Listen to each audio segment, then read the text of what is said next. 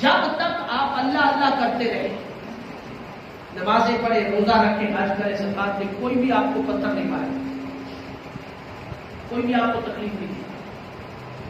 آپ نماز جمعہ کے کتنے بڑے بڑے اجتماعات ہوتے ہیں، مساجد بھری ہوئی ہوتی ہیں، کیوں کہ سارے لوگ اللہ کی بارگاہ میں سجدہ ریز ہیں، اللہ کی بارگاہ میں سجدہ ریز ہیں۔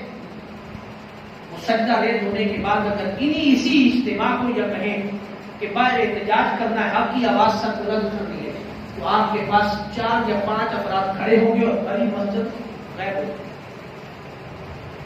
بڑی مسجد غائب ہوگی۔ کیوں غائب ہوگی؟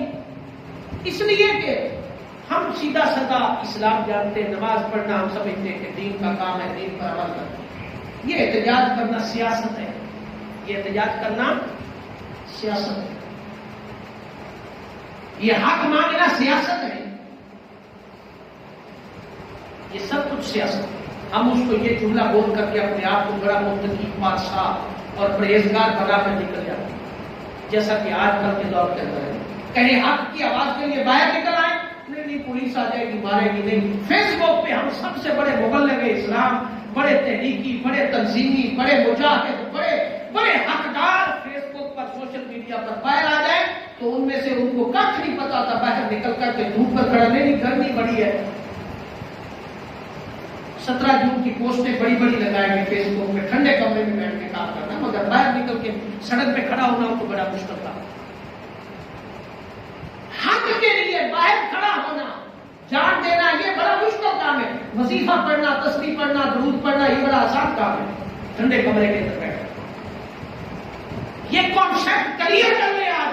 والذی ارسل رسولہ بالہدی، وظیفے پڑھنے والے، درود پڑھنے والے، نوافل پڑھنے والے، روزے رکھنے والے، فیس بک پر بیٹھ کر کے، سوشل میڈیا پر بیٹھ کر کے صرف اور صرف سوشل میڈیا کو قوم خدمت دین سمجھنے والے، آج یہ تصور سمجھے والذی ارسل رسولہ بالہدی ودین الحق لیظہرہ، مت لگائے لبیک یا حسین کا نعرہ، مت لگائے حسینی قافلے میں شامل ہونے کی، مت باتیں کرے۔ جب حسینی قافلے میں نکلنے کی باتیں کرو گے تو حسینی قافلہ جب نکلا تھا، میرے حسین کی انگلی کے ساتھ سیدہ سکینہ بھی تھی، میرے حسین کے پیچھے سیدہ زینب بھی تھی، میرے حسین کے پیچھے حضرت علی اکبر بھی تھے، حضرت علی اصغر بھی تھے، میرے حسین کے پیچھے شاہ بانو بھی تھی، میرے حسین کے پیچھے سیدنا حضرت امام قاسم تھے۔ ہم نعرے لگائے حسینیت کے، باتیں کرے حسینی قافلے کے، اور سڑک پہ نکلنے کے لیے تیار نہ ہو۔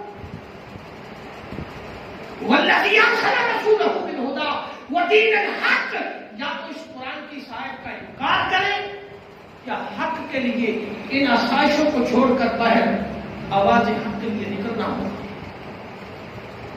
نعرے لگائے حسینیت کے، حسین کے ساتھ وفاداری کے، کہیں کہ نہیں میری بیگم تو نہیں جا سکتی، اس کے لیے گھر کا کام ہے، میں جو آ گیا، میرے بچے نہیں جا سکتے گھر میں، اس کی ڈیوٹی ہے، وہ دکان پر بیٹھے گا، اس نے گھر میں کھانا پکانا ہے کیونکہ ہم نے وہاں سے واپس جا کے کھانا کھانا ہوگا، تو کھانا پکا، تو روٹیاں پکا، تو گھر کے کام کر، تو دکان کھول۔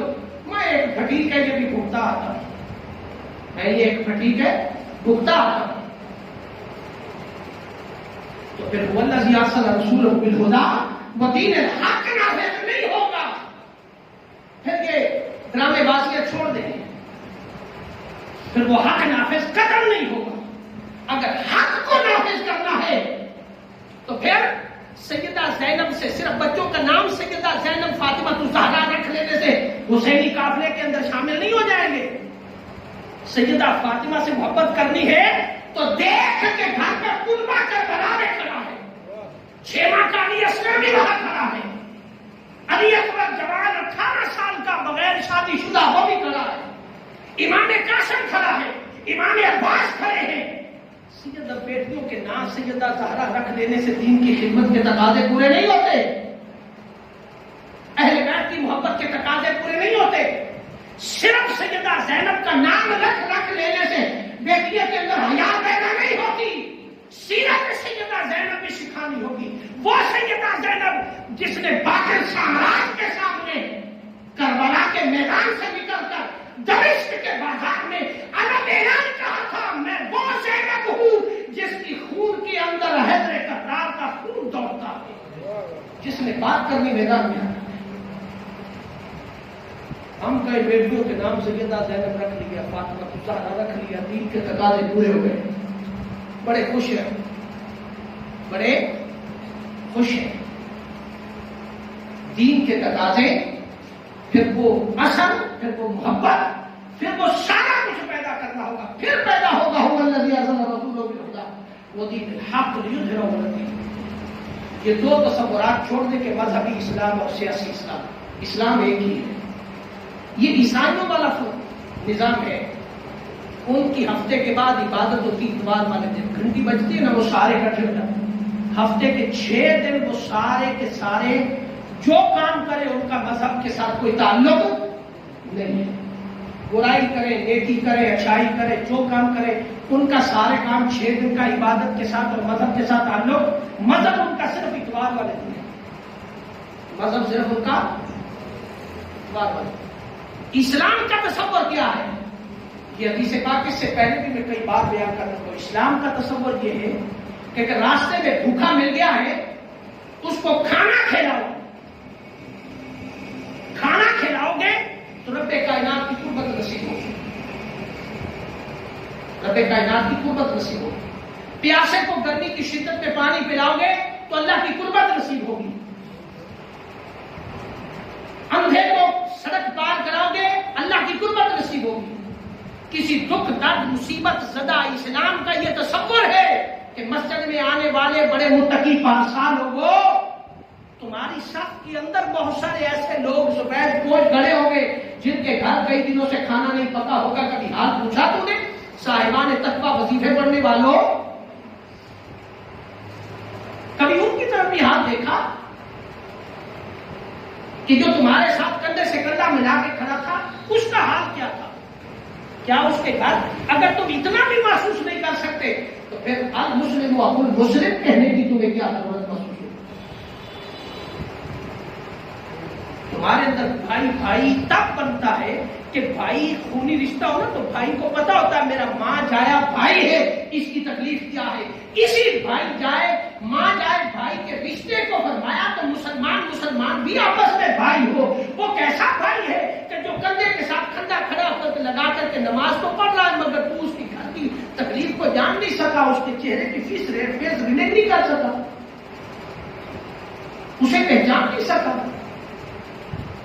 اسی لیے واصف علی واصف رحمت اللہ تعالیٰ نے بڑی خوبصورت بات کہی، اس نے کہا مسجد میں سیمنٹ کی بوری دینے سے پہلے کئی بار سوچنا کہ مسجد کے پڑوس میں کسی کو آٹے کی بوری کی ضرورت تو نہیں ہے،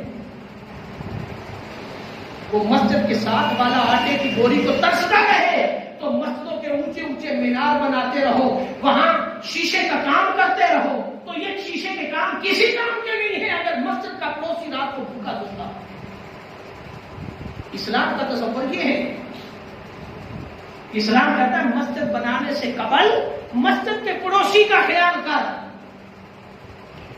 اگر وہ غریب ہے بھوکا ہے تو اس کے گھر کھانا پہنچا، پھر تیری مسجد کے بنانے کا فائدہ ہوگا۔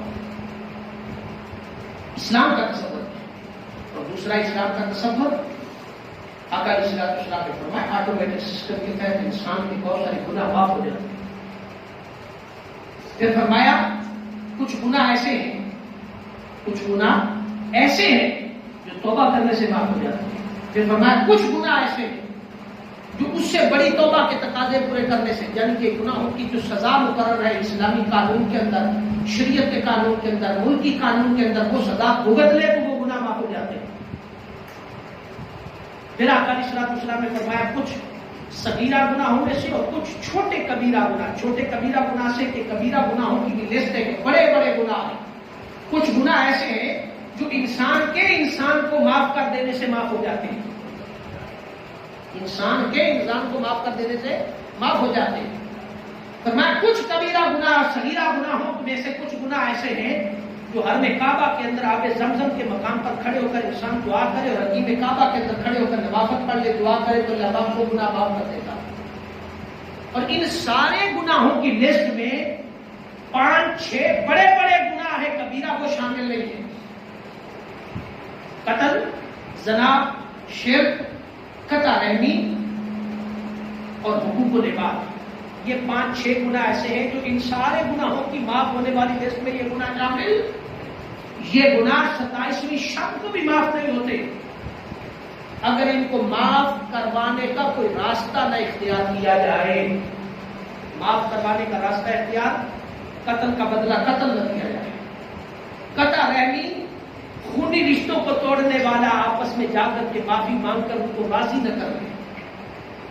زنا کرنے والا زنا کی سزا نہ بھگتنے. ڈاکہ زنی کرنے والا ڈاکہ زنی کی سزا نہ بھگتنے. شرک کرنے والا شرک کو چھوڑ نہ دے. جب تک یہ سزائیں بھگت نہیں لے گا اس وقت تک یہ گناہ معاف نہیں.